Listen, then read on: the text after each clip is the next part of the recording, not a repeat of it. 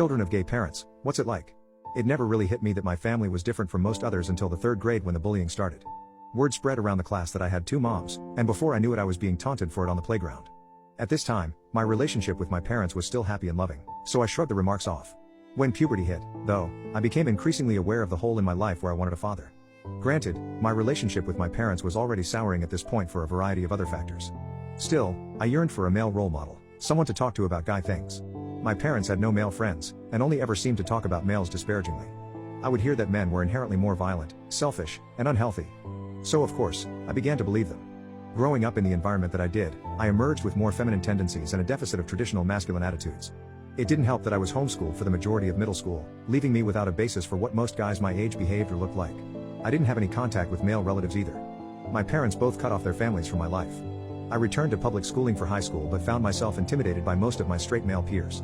I eventually learned to talk like them and dress like them, but I never learned to be truly comfortable around them. To be fair, my parents were extremists, and I acknowledge that. They refused to allow my younger sister to attend sleepovers when her friends merely had fathers present, under the pretense that they might assault her or even worse.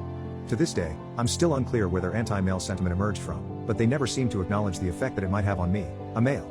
At around the age of 12 years old, I began to understand more about the implications of my conception. My mother carried me through artificial birth from an anonymous seed donor. Being without a named father has put me into something of a perpetual existential crisis. I feel as though I was not even conceived out of love.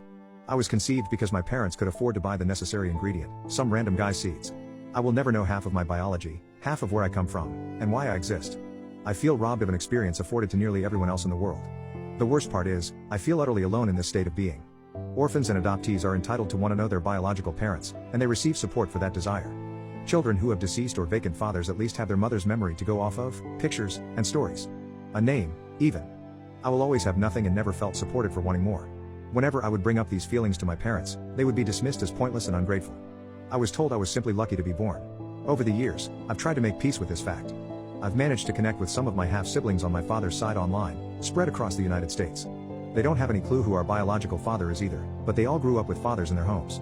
I don't think I'll ever be at peace knowing my biological dad might be out there somewhere, and my mom doesn't even know what his face looks like. I feel completely alone in this sadness.